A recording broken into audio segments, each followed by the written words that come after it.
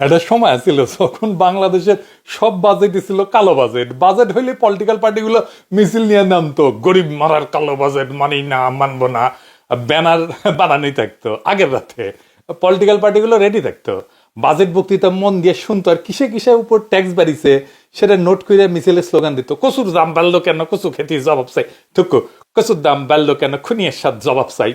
তো এরশাদ বিরক্ত হয়ে কইছিল, বাজেট বক্তৃতা শেষ না হইতে মিছিল বাইর করলেন, ব্যানারও লিখে ফেললেন, কেমনে কি? সেই দিন বাগে খাইছে। এখন আর গরিব মারার কালো বাজেট বইলে কেউ মিছিল টিছিল বের করে না, এমনকি বাজেট নিয়ে আলাপও করে না পলিটিক্যাল পার্টিগুলা। এগুলো চলে আসছে ফেসবুকে। তো একটা সিনেমা ছিল বলে কালো গোলাপ নামে, রাজ্জাক আর ববিতা আর বুলবুল আহমেদ। রাজ্জাক দাবি করেছিল এটা তার জীবনের সেরা অভিনয়। খুব ব্রাইট একটা টিভি বিজ্ঞাপন করেছিল, কয়েক সেকেন্ডের, একদম কেল্লা ফতে, পাবলিক লাইন দিয়ে দেখতো ওই সিনেমা, ওই কালো গোলাপ। ব্লকবাস্টার ছিল, মানে বেদের মেজস্তার আগে ওটা ছিল ব্লকবাস্টার। এনা গান শোনা লাগবি, হ্যাঁ ওই ওই সিনেমা দেখে না, এটা ওই যে শীতলঙ্গের মতো গানটা নাই। হ্যাঁ ওই যে শীতলঙ্গ গরম হইয়া যায় গানটা নাই আর কি। পার্টি সং সাকভুম টাইপের গানও নাই। এটা সামাজিক সেন্টিমেন্টাল ছবি। হ্যাঁ আমার ভালো লাগে নাই, আপনাদেরও ভালো লাগবে না আমি শিওর। যাই হোক, তো বাজেট এলে পলিটিক্যাল পার্টিগুলোর শীতলঙ্গ গরম হয়ে যাইতো সেই সময়। না গানটা মনে হয় দেওয়াই লাগবে, তাই না? তো এডিটর সাহেব দেন না না গান না শুনে দেন না, স্যারা বেড়া একটা হাউস করেছে। তুমি কাছে এলে শীতলঙ্গ গরম হয়ে যায়, তুমি দূরে গেলে আমার মন করে হায় হায়। তো আজকাল বাজেট এলে পলিটিক্যাল পার্টিগুলো শীতলঙ্গ গরম না হইলেও ফেসবুক সেলিব্রিটিদের শীতলঙ্গ গরম হয়ে যায়। তারা বাজেটের সমালোচনা করে, কোন পণ্যের ট্যাক্স বাড়লো নাকি কমলো এটা দিয়া। তো আব্দুল নূর তুষার স্ট্যাটাস মারলো সার্জিক্যাল সুতার ওইটা দিয়ে, ওই যেটা দিয়ে সার্জারির পরে সেলাই টেলাই করে আর কি ডাক্তারেরা, সেটার দাম বাড়বি। তো এটা সমালোচনা করেছে। এটা সমালোচনা করে কইছে যে তাইলে সুতার দাম বাড়ছে যেহেতু সার্জারিরও দাম বাড়বি, সার্জারির খরচ বাড়বি। তো দাম কেন বাড়বি? কারণ পত্রিকা নিউজ করেছে যে আমদানি পর্যায়ে যে ভ্যাট মৌকুব করা ছিল তা প্রত্যাহার করা হয়েছে। তার মানে এখন ভ্যাট দেওয়া লাগবে। তো আগে ভ্যাট দিতে হইতো না, এখন দিতে হবে, তার মানে দাম বাড়বি। তাই প্রফেসর ইউনূস খারাপ, ডিসেম্বরে নির্বাচন চাই, এই হইতেছে বাজেটের সমালোচনা। কিন্তু কথা হইতেছে আগে এই সার্জারির সুতা বাংলাদেশে তৈরি হইতো না, সেই জন্য আমদানিকৃত পণ্যের উপরে ভ্যাট নেওয়া হইতো না, যেন রুগীরা কম দামে পায়। এখন বাংলাদেশের দুটা কোম্পানি তৈরি করে, অ্যাডানা দুটা, তারা ভ্যাট দেয় সরকারকে, বাংলাদেশি কোম্পানিগুলো ভ্যাট দেয় সরকারকে। এখন তো আমদানি নিরুৎসাহিত করবেই সরকার। তা আমদানি নিরুৎসাহিত করার পথ কি? দেশি কোম্পানি ভ্যাট দিবে, বিদেশি কোম্পানি থেকে আমদানি করলে ভ্যাট থাকবে না। এটা কি কোনো ন্যায্য কথা, ইনসাফের কথা? এখানে তো ভ্যাট প্রত্যাহার শুধু না, পারলে আরো ট্যাক্স বসাবি, বসায়নি কেন? আমি তো কই সালাউদ্দিন সাহেবের আরো ট্যাক্স বসান উঠি। তার মানে ট্যাক্স বাড়ানো কমানো দিয়ে বাজেট বোঝা যায় না, তাই না? কারণ কোন কোন পণ্যের উপরে দেশের মঙ্গলের জন্য ভ্যাট বা অতিরিক্ত ট্যাক্স বসানো দরকার, তাই না? আমরা তো দেখলাম এখনই। তাহলে বাজেট আমরা কেমনে পর্যালোচনা করবো সেটা আজকে বুঝে দেখবো, কেমনে একটা বাজেটের ভালো মন্দ পর্যালোচনা করা যায়। তো ভয় নাই, সেলসলাইয়া বুঝে যাইবেন। এরপরে বাজেট দেখলে অর্থমন্ত্রীরাও গোল খাওয়াই দিতে পারবেন। বাজেট পর্যালোচনা করার সাথে সাথে দেখবো যে প্রফেসর ইউনূসের সরকার যে বাজেট দিল সেটা কেমন দিল, ভালো না মন্দ, হ্যাঁ না মাঝারি। হ্যাঁ পাবলিকে ভাবিচ্ছে যে দাদা তো প্রফেসর ইউনূসের কোনো দোষ দেখে না, তো বাজেটও কবি যে ভালোই হয়েছে, ভালোই হয়েছে, ফাইন হয়েছে, ফাইন হয়েছে না। হ্যাঁ আচ্ছা শুনে দেখেন না। তো প্রথমে একটু অর্থ উপদেষ্টা একটা সমালোচনা দিয়ে শুরু করি। সালাউদ্দিন সাহেব, আপনি টিভিতে একটা বিশাল দীর্ঘ বক্তব্য দিয়ে বাজেট বক্তৃতা করে পেশ করলেন। সারা দুনিয়াত একইভাবে ঘ্যানর ঘ্যানর ঘ্যানর ঘ্যানর করে বাজেট বক্তৃতা করে, সে বক্তৃতা কেউ শুনে না। হ্যাঁ তো আপনার কাজ হইতেছে পাবলিকের শোনানো, তাহলে তো উঙ্কা করে কোয়া লাগবি, তাই না? পাবলিক যেন আগ্রহ নিয়ে শুনে বাজেটটা। ওই বাজেট কেউ পড়েও না। হ্যাঁ তো ওই যে বাজেট পড়ে না, শুনে না, সেটা এত ঘ্যানর ঘ্যানর করে কোয়ার কি দরকার আছে? দরকার তো নাই, এমনি দিয়ে দেন, চাপে দেন। এটা রেকর্ড রাখা যদি দরকার হয় চাপে দেন, তাই না? আর আপনি গলে একটা মিস্টেকও করেছেন, আর একটা অপরচুনিটি মিস করেছেন। কি কি? আচ্ছা কয়ে দিই। আপনি টিভির বক্তৃতা দিলেন দেন, কিন্তু আপনি এটা এটা অডিটোরিয়ামে দিবে পারলেনি, তাই না? সব পলিটিক্যাল পার্টির লিডারদের দেখলেনি, আবার ইউনিভার্সিটি টিচারদের দেখলেনি, সুশীল সমাজদের দেখলেনি, সাংবাদিকদের দেখলেনি, সবাই শুনলেনি, তাই না? তা বাজেটের আগে পলিটিক্যাল পার্টিগুলোর আগে ডাকা লাগলেনি না? তাদের সাজেশন না লাগলে নিতেন এটা পার্টিসিপেশন হইতো, মাথার দুষ্টি বুদ্ধি কম আসতো। এখন তোদের মাথায় খালি দুষ্টি বুদ্ধি, খালি টেম্পু স্ট্যান্ড নির্বাচন আর এটা আর ওইটা, আর কার মাথা ফাটাবি, কার কোনটা দখল করবি, কে কোটি মুতে ভাসাবি, কে কোটি ফু দিয়ে উড়ে দিবি, কে কোটি ধাওয়া দিয়ে ছাপা করে দিবি, এগুলোই খালি মাথাত ঘুরিচ্ছে। তো এটা পার্টিসিপেশন হলিনি, মাথায় দুষ্টি বুদ্ধি কম আসলেও নি। এনগেজমেন্ট সবসময় ভালো। তো আপনি এখনো কলে দেখবার পারেন, তাদের ডেকা বাজেট নিয়ে সমালোচনা করতে বলেন, সবাই ডাকেন, এই যে যাদের যাদের কইলাম আর কি, আর সেটা লাইভ করেন। হ্যাঁ, সবাই আলাপ করুক, পাবলিকে দেখবি কে কেমন বাজেট বুঝিছে, তাই না? বুঝছাও তো ঘাম ফিটে যাবে কলে পলিটিশিয়ানদের, হ্যাঁ, এমনকি একাডেমিশিয়ানদের, শিক্ষকদেরও বাজেটের ক্রিটিক করার জন্য। তাই সালাউদ্দিন সাহেব, আপনারা একটা দুষ্টু বুদ্ধি শিখে দিব এসেন্সে। হ্যাঁ, দেই না, হ্যাঁ না, শুনেন, হ্যাঁ, দুপুরে না একটা হেভি খানা দিবেন আর কি, কাচ্চি বিরিয়ানি, মাংস বেশি চাল কম, বোড়ানি দিবেন, ভালো যেন টেনবার পারে বেশি বেশি। তারপর আইসা বসবি মিটিং এ, একটু সময় পরে দেখবেন জিমাচ্ছে, মাথা ঝুঁকে এসেছে, আবার চমকে জায়গায় উঠে এদিক ওদিক তাকাচ্ছে। তারপরে একটু পরে আবার ঝিমাবি, মাথা ঝুঁকে আসবি। তারপরে ঘুম থাকবার পারবি না, তো নাকও দেখবার পারে। হ্যাঁ, আমি লিখে দিবার পারি। আপনি ক্যামেরাম্যানটা ঠিক করে রাখবেন, ওই ঝিমানো আর ঘুমানোর ভিডিও দেখাবেন বড় পর্দা। কেউ ঝিমাতে দেখবেন চেয়ার থেকে পড়ে গেছে, তো কাপে কাপ মমতাজের বাবু, ওর পলিটিক্যাল ক্যারিয়ার শেষ। তো আসলে এবার আসুন সিরিয়াস আলাপে আসি, বাজেট নিয়ে আলোচনা করবেন কিভাবে বা বাজেট বানাবেন কেমনে। এই জায়গাটা আমার মনে হয় যারা বাজেট লিখে, যারা আলোচনা করে, কেউ বুঝে না ঠিক মতো, তাই আলাপটাই করবে পারে না। এই যে আপনি ভ্যাট বেড়ালেন, ভ্যাট প্রত্যাহার করলেন, এই যে আপনি সার্জিক্যাল সুতার উপরে আমদানির সময় ভ্যাট যে প্রত্যাহার করলেন, ওটা কারণটা লিখে দিলেন এক লাইনে, তাহলে তো কোনো সমালোচনা হয় না। তাহলে বাজেট কিভাবে সমালোচনা করা লাগে, এটা কয় হচ্ছে বাজেট ক্রিটিক ফ্রেমওয়ার্ক, ইংরেজিত কয় আর কি। ইংরেজিত যেহেতু কইছে ঠিকই কইছে, তো এটা কে আসলে এটা বলতে কি বুঝায়, আসলে এটা বুঝে দেখি। বাজেটের যে সমালোচনা বা ক্রিটিক, এটা 5টা জিনিসের উপরে ক্রিটিকটা হয়। 1 নাম্বার হইতেছে নীতিগত বা ফিলোসফিক্যাল পলিসি বিশ্লেষণ। তো আমরা এগুলো কোনটা কি এটা আমরা বুঝে দেখবো নি আলাদা আলাদা কইরা। 2 নাম্বার হইতেছে ম্যাক্রো ইকোনমিক কাঠামো বিশ্লেষণ, ভয় পায় না, এটা আমরা বুঝে দেখবো নি। 3 নাম্বার হইতেছে খাত ভিত্তিক বরাদ্দ বিশ্লেষণ। 4 নাম্বার হইতেছে এটাকে বলা হয় রিডিস্ট্রিবিউটিভ অ্যানালাইসিস বা বিতরণমূলক বিশ্লেষণ, মানে কোনটি কতটুকু যাবি আর কি। আর 5 নাম্বার হইতেছে রাজনৈতিক প্রাতিষ্ঠানিক বিশ্লেষণ। এবার আসেন আমরা 1 নাম্বার থেকে বুঝে আসি আর কি। আসেন প্রথমে নীতিগত বিশ্লেষণটা আমরা কি বুঝে দেখি। বাজেটের একটা অন্তর্নিহিত দর্শন থাকে, সেই দর্শন অনুযায়ী বাজেটের একটা লক্ষ্য থাকে। এটা কি মুক্তবাজার অর্থনীতির জন্য বাজেট, এটা কি সমাজ কল্যাণমূলক বাজেট, নাকি এটা হাইব্রিড ধরনের বাজেট, অর্থনৈতিক আদর্শ কি, রাষ্ট্র কি বাজেটে নিজেকে সেবাদাতা নাকি বিনিয়োগকারী নাকি রক্ষাকারী হিসেবে উপস্থাপন করছে। এইগুলোর ভিত্তিতে বাজেটের কয়েকটা মডেল আছে। আমাদের প্রথম কাজ হবে যে বাজেটটা দিল সেটা কোন মডেলে পড়ে সেটা খুঁজে বের করা। যারা বাজেট বক্তৃতা দেন ওনারা যদি মডেলটা আগেই কয়ে দেন তাহলে আমাদের খাটনিটা কমে আর কি। তো বাজেট মডেলগুলো দেখে আমরা বুঝতে পারি একটা রাষ্ট্র কি ধরনের আদর্শে চলতেছে বা চলতে চাচ্ছে বা চলতে পারে, বাজেটের দর্শনটা কি। আমরা এখানে কয়েকটা মডেল, ক্লাসিক্যাল কয়েকটা মডেল আলাপ করব, এর বাইরেও আছে কিছু মডেল, কিন্তু মোটা দাগে কয়েকটা মূল বাজেটের মডেল আলোচনা করব। 1 নাম্বার কেনসিয়ান বাজেট। এইটার ধারণাটা হইতেছে রাষ্ট্র যখন সংকটে পড়ে তখন রাষ্ট্র ব্যয় বাড়ায় দেয়, মানুষের হাতে টাকা দেয়, চাহিদা বাড়ায়, ফলে অর্থনীতি ঘুরে দাঁড়ায়। যেমন ধরেন খারাপ সময়ে দোকান খালি থাকে, মানুষ কেনে না জিনিসপত্র, আর মানুষের হাতে টাকা নাই। সরকার যদি গরিবদের হাতে তখন টাকা দেয়, তারা খরচ করে, দোকান চলে, কারখানা চলে। কোভিডের সময় এই যে প্রণোদনা প্যাকেজ দেওয়া হয়েছিল, টাকা দেওয়া হয়েছিল পাবলিকের হাতে, এইটা ছিল এই কেনসিয়ান মডেল। 2 নম্বর মডেল হইতেছে নব্য উদারবাদী বাজেট, এটাকে নিও লিবারাল বাজেট বলা হয়। এখানে রাষ্ট্র নিজে খরচ করে না, বরং বাজারকে স্বাধীন করে দেয়। সরকার বলে আমি স্কুল চালাবো না, হাসপাতাল চালাবো না, বেসরকারি লোক চালাক। এইটা হইতেছে নিও লিবারাল বাজেট। সরকার তো স্কুল চালাবে না, হাসপাতাল চালাবে না, বেসরকারি কোম্পানি চালাবে, শুধু সরকার শুধু বসে বসে দেখবে, ধনীরা টাকা বানায় আর গরিবরা মরাল লাইনে দাঁড়ায়। এই বাজেটে ধরেন একজন রিক্সাওয়ালা 500 টাকা আয় করে, তাকে বলা হইলো ভ্যাট দাও, ট্যাক্স দাও। আর একদিকে 500 কোটি টাকা পাচার করা শিল্পপতিকে বলা হইলো ভাইয়া ট্যাক্স ছাড় নিবেন, আসেন আসেন আসেন। এটাই হইলো নব্য উদারবাদ। এটা হইল ধনীরে তুষ্ট করার বাজেট, গরিবরে মারার বাজেট, বুঝছাও? এটা খেয়াল রাখেন, এটি আমরা আবার ফিরে আসবো। 3 নাম্বার হইতেছে জনকল্যাণমুখী বাজেট বা ওয়েলফেয়ার স্টেট বাজেট। ইউরোপের বেশিরভাগ দেশগুলোতে এই ধরনের বাজেট হয়।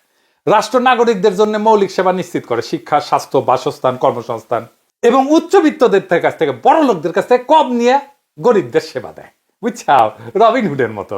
তো এটা হইতেছে রবিনহুড বাজেট, ভালো বাজেট এটা, বুঝছাও? ধরেন ধনী 10 টাকা দিবে, গরিব 1 টাকাও দিবে না, কিন্তু গরিবের ছেলে মেয়ে যেন স্কুলে যেতে পারে, ওষুধ পায়, শিক্ষা পায়। এটাতে বলা হয় জনগণের বাজেট। এখানে গরিবের জন্য রেশন থাকবে, নারীর জন্য নিরাপদ ট্রান্সপোর্ট থাকবে, কৃষকের জন্য সেচ আর ভর্তুকি থাকবে, ধনীর জন্য কড়াকড়ি কর থাকবে। এটাই বিপ্লবের বাজেট, এটা জনগণের রাষ্ট্রের বাজেট। আমার হাতে বাজেট থাকলে আমি এটাই করলামই নি। বড় লোকদের লাল সুতা বের করে দিতাম। যার আয় কম, তার বাসা ভাড়া কম, তার চিকিৎসা খরচা নাই, তার বাসে ট্রেনে ভাড়া দিতে হবে না, বাচ্চা স্কুলের বেতন দিতে হবে না। এইটা হইতেছে গরিবের বাজেট, জনমুখী বাজেট। আর এটা এক ধরনের বাজেট আছে, এটা হচ্ছে পার্টিসিপেটরি বাজেট, জনগণের অংশগ্রহণমূলক বাজেট। জনগণই ঠিক করে যে কোন খাতে কতটুকু যাবে, কোথায় কি হবে, কোথায় আমি ইনভেস্টমেন্ট করব, কোথায় আমরা বিনিয়োগ করব। স্থানীয় জনগণ নিজেরাই বাজেট প্রস্তাব করে, কোন রাস্তায় আলো লাগবে, কোথায় স্কুল চাই, কোথায় পুকুর সংস্কার হবে। এলাকার মানুষ নিজেরাই ঠিক করে টাকাটা কোথায় লাগবে, উপরে বৈশাখ কেউ চাপাই দেয় না। এইটা হয় সাধারণত পৌর এলাকায় বা সিটি কর্পোরেশনে, নগরগুলোতে হয়। যেমন ধরেন ব্রাজিলের পোর্তো আলগ্রেতে এই ধরনের আছে অংশগ্রহণমূলক বাজেট, প্যারিসে আছে, নিউ ইয়র্কে আছে এরকম বাজেট, আবার কেরালায় আছে এমন বাজেট। কমিউনিস্ট শাসনে মেলা অ্যাচিভমেন্ট আছে কলে কেরালার। বাঙ্গু প্রগতিশীল না করলে ওরা, বাঙ্গু প্রগতিশীল সবকিছু পায়খানা বানায় ফেলে, কেরাল কমিউনিস্টটা খুব ভালো কাজ করে। 5 নম্বর হইতেছে গ্রিন বা টেকসই বাজেট, বা ক্লাইমেট রেজিলিয়েন্ট বাজেট বলে ইংরেজি যেহেতু কইছে ঠিকই কইছে। এইটা এই ধরনের বাজেট হচ্ছে প্রাকৃতিক দুর্যোগ, জলবায়ু পরিবর্তন, পরিবেশ রক্ষা, এই সমস্ত বিবেচনায় করা হয়। তো বাজেট তো আসে, বাজেট যায়, কিন্তু কেউ তো জিগায় না যে এই বাজেটকে এই দেশের মাটি, পানি, মানুষকে বাঁচাইতে পারবে। গ্রীষ্মে যে গরমে সিদ্ধ হন, বন্যায় যে তলায় যান, বৃষ্টি হওয়া লাগে না, আকাশে মেঘ হইলেই ধানমন্ডি ডুবে যায়, এইসব যদি বন্ধ করতে হয় তাহলে দরকার গ্রিন বাজেট। বন্যা হইলে খাবার নাই, খরা হইলে ফলন নাই, নদী ভাঙলে ঘর নাই, এইগুলাকে যদি মোকাবেলা করতে হয় তাহলে আপনার দরকার গ্রিন বাজেট। গ্রিন বাজেট মানে হইতেছে তার মানে বৃষ্টি হলে শহর যেন ডুবে না যায়, ধান যেন খরায় না শুকায় যায়, গরমে যেন সিদ্ধ না হয়ে যায়। এরপরে আর কি বাজেট? শ্রেণী সচেতন বাজেট, ক্লাস কনসাস বা অলিগার্ক বিরোধী বাজেট, বড় লোক বিরোধী বাজেট। ধনী গোষ্ঠীর নিয়ন্ত্রণ এবং সুবিধা হ্রাস করিয়া জনগণের হাতে সম্পদ এবং সুযোগ দেওয়া। মানে যার ধরেন 10 বিঘা জমি, সে বেশি কর দিবে, যার নাই সে ভাতা পাবে, সে ফ্রি চিকিৎসা পাবে, সে শিক্ষা পাবে ফ্রি। বড় ব্যবসায়ীদের উপরে বিশেষ কর এবং গরিবদের জন্য সুবিধা, ওই কর দেওয়ার সুবিধা। এইটা গেল বাজেট দর্শন, মোটা দাগে এইগুলাই। তবে একদম খাঁটি এই মডেল ধরে বাজেট আপনি খুঁজে পাবেন না। আপনি খুঁজলে দেখবেন যে হাইব্রিড মডেল, মানে একটা মডেলের কিছু আর একটা মডেলের কিছু আছে। তো তারপরে মূল একটা ট্রেন্ড থাকে যে কোন লক্ষ্যের দিকে, কোন দর্শনের দিকে এটা আছে। এবার বলেন তো জিয়ার বাজেট কোন মডেলের ছিল? দুইটার ব্লেন্ড আছিল, কম্বিনেশন, হাইব্রিড মডেল ছিল, কেইনসিয়ান মডেল আর গ্রিন বাজেট। খালেদার বাজেট কিন্তু আবার এটা না, এটা আমি কয়ে দিব না, পরে আমি শুনবনি আপনারা ক্যাঙ্কা করে বুঝিছেন। তা এবার আসেন পরের স্তম্ভগুলো নিয়ে আলাপ করি। আমি বলছিলাম ম্যাক্রো ইকোনমিক বা কাঠামো বিশ্লেষণ। বাজেট সামগ্রিক অর্থনীতির সাথে কতটা সামঞ্জস্যপূর্ণ। যেমন ধরেন বাজেট ঘাটতি, রাজস্ব ব্যয় অনুপাত, মুদ্রানীতি, রাজস্ব নীতির সমন্বয়, জিডিপি প্রবৃদ্ধি, মূল্যস্ফীতি, সুদের হার, বিনিয়োগের প্রবণতা, মেলা জটিল জটিল কথা কইলাম, তাই না? আমরা আলাদা আলাদা করে দেখব। বাজেট ঘাটতি এটা কি? ধরেন সরকার 10 টাকা আয় করে, ট্যাক্স দিয়ে আয় করে, কিন্তু খরচা করে 12 টাকা, 2 টাকা বেশি খরচা করে। এটাই হলো বাজেট ঘাটতি, 2 টাকা বাজেট ঘাটতি। কেন হয়? এইটা হাসিনা কইরা গেছে, মেগা প্রজেক্ট করিছে, প্রচুর নিজের টাকায় পদ্মা সেতু করবো, বিদেশি ঋণ নেয়, ঘর ভর্তি ঘড়ি বাটি আন কিনে, আয় বাড়ে না, অথচ খরচা বাড়ে। আবার এই ঘাটতি মেটাতে সরকার ঋণ নেয়, ওই ঋণের উপর আবার সুদ দেয়, ওই ঋণ শোধ করার জন্য টাকা চাপে, এতে মূল্যস্ফীতি বাড়ে, ভবিষ্যৎ প্রজন্মের ঘাড়ে বোঝা বাড়ে, যেমন এখন হয়েছে আর কি। 2 নাম্বার, রাজস্ব এবং ব্যয়ের অনুপাত। মানে সরকারে যত টাকা আসে ট্যাক্স, ভ্যাট ইত্যাদি দিয়া, তার তুলনায় কত টাকা খরচা করে এই অনুপাত। যদি 1 টাকা আসে আর খরচ করে 2 টাকা, তাহলে বিশাল সমস্যা। ভালো অনুপাত কেমন, এখন প্রশ্ন আসতে পারে। মানে ধরেন রাজস্ব যদি 10 টাকা আয় হয়, ব্যয় যদি 11 বা 12 টাকা হয় ম্যাক্সিমাম, তাইলে ঠিক আছে। কিন্তু রাজস্ব আসলো 10 টাকা, ব্যয় হলো 16 টাকা, খেলা শেষ। এবার মুদ্রানীতি এবং রাজস্ব নীতির সমন্বয়। ধরেন মুদ্রানীতি মানে হইতেছে বাংলাদেশ ব্যাংক যেভাবে টাকা ছাপে বা সুদের হার ঠিক করে, এটারে বলে মুদ্রানীতি। আর রাজস্ব নীতি কি? সরকার যেভাবে ট্যাক্স নেয় আর খরচা করে, বুঝছাও? এই দুটো একসাথে চলা লাগে। এটা না চললে যেমন হয়, ধরেন সরকার খরচ কমাচ্ছে কিন্তু বাংলাদেশ ব্যাংক যদি টাকা ছাপানো বন্ধ না করে, তাইলে মূল্যস্ফীতি হয়ে যায়। সরকার কর বাড়ায় কিন্তু সুদের হারও যদি কমায় দেয়, তাহলে বিনিয়োগ হবে না। তো সমন্বয় মানে কি? সরকার যদি মিতব্যয়ী হইতে চায়, তাহলে ব্যাংক টাকা ছাপা কমাবে। সরকার যদি বলে ব্যবসা চাই, তখন ঋণের সুদ কমাই দিবে, বুঝছাও? এই প্রসঙ্গে আবার আসমু একটু পরে। জিডিপি প্রবৃদ্ধি সহজ বাঁচায়। 1 বছর আগে দেশের অর্থনীতি যদি 100 টাকা আয় করে, এই বছর আয় করলো 107 টাকা, তার মানে 7% জিডিপি প্রবৃদ্ধি হইল। ইনফ্লেশনের কথা কইছি সহজ ভাষায়।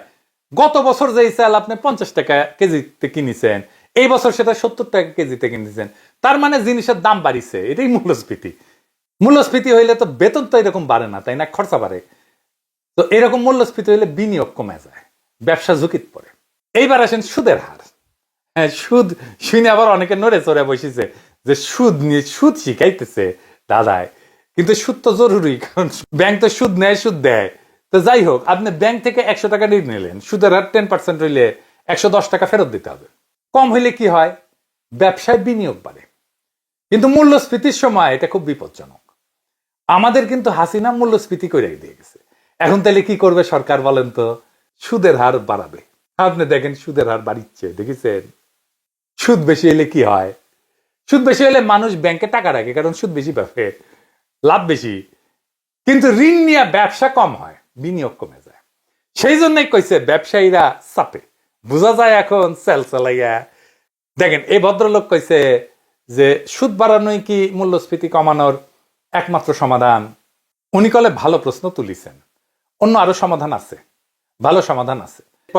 সরকারের মুদ্রানীতি যেটা, সেটা সমালোচনাটা এই জায়গাতেই। কিন্তু আমি আর আজকে এত গভীরে যাব না। আমি আজকে বুঝাইতেছি কি করলে কি হয় আর কি। বিনিয়োগের প্রবণতা বা ইনভেস্টমেন্ট ট্রেন্ড। ধরেন দেশের লোক বা বিদেশি কেউ কারখানা, দোকান, স্কুল, হাসপাতাল এই সমস্ত বানাইতে চাইতেছে কিনা, এই ইচ্ছাটাই হইতেছে বিনিয়োগ প্রবণতা। কিভাবে জানা যায়? নতুন ব্যবসা কত হচ্ছে, ব্যাংক ঋণ নিচ্ছে কিনা, বিদেশি বিনিয়োগ আসতেছে কিনা, এটাকে বলে এফডিআই ইংরেজিতে কয়, ফরেন ডাইরেক্ট ইনভেস্টমেন্ট। ভালো প্রবণতা মানে কাজের সুযোগ বাড়ে, চাকরি বাড়তেছে, উৎপাদন বাড়তেছে, রপ্তানি বাড়তেছে। বাজেট, ঘাটতি, সুদের হার, এই শব্দগুলো শুধু অর্থনীতির জন্য না, গরিব মানুষের বাজারের থইলা, ঋণের খাতা আর চিকিৎসার খরচের সাথে জড়িত। বুঝতে পারছেন? এই ভাষা বোঝা মানে নিজের ভবিষ্যৎ রক্ষা করা। এরপরে কি? খাত ভিত্তিক বরাদ্দ বিশ্লেষণ। প্রত্যেকটা খাতে বরাদ্দ কতটুকু, কাদের উপকারে আসছে, শিক্ষা, স্বাস্থ্য, কৃষি, শিল্প, সামাজিক নিরাপত্তা, অবকাঠামো গত বছরের তুলনায় বৃদ্ধির ধারা কেমন, এই জিনিসগুলো দেখা। 4 নাম্বার কি? বিতরণমূলক বিশ্লেষণ বা রিডিস্ট্রিবিউটিভ অ্যানালাইসিস। বাজেট সামাজিক বৈষম্য কমাচ্ছে না বাড়াচ্ছে? কর কাঠামো কি ধনী গরিবের ভারসাম্য আনতেছে কিনা? গরিব কি আরো বেশি গরিব হচ্ছে, ধনী কি আরো বেশি ধনী হচ্ছে? প্রান্তিক জনগোষ্ঠী মানে যারা অতি দরিদ্র, তাদের জন্য বরাদ্দ কি মাত্রায় আছে? সে কি গরিবের ভর্তুকি কমে দিচ্ছে আর বড় লোকদের কর অব্যাহতি দিচ্ছে? এটাকে বলে শ্রেণী পক্ষপাতিতা। 5 নাম্বার হইতেছে রাজনৈতিক এবং প্রাতিষ্ঠানিক বিশ্লেষণ। বাজেট রাষ্ট্র শক্তিকে কোন দিকে চালিত করতেছে, কোন খাতে ক্ষমতা, কোথায় বেশি বাজেট দিচ্ছে, কে বেশি টাকা খরচা করছে রাষ্ট্রের, দুর্নীতির ঝুঁকি কোথায়, স্থানীয় সরকার বনাম কেন্দ্রীয় সরকারের ভারসাম্য কেমন। এই পদ্ধতি ধরে প্রফেসর ইউনূসের বাজেটের বিশ্লেষণ করি, তাইলে কি কি পাওয়া যাবে? 1 নাম্বার, এই বাজেটের নীতিগত দর্শন হইতেছে, এটাকে বলা হয় সংকীর্ণ সংকোচনবাদী নব্য উদারবাদ, কন্ট্রাকশনারি নিওলিবারালিজম। জনগণের জীবনযাত্রা না, বরং অর্থনৈতিক স্থিতিশীলতা এবং বাজেটের ঘাটতি ব্যবস্থাপনাকে অগ্রাধিকার দেওয়া হয়।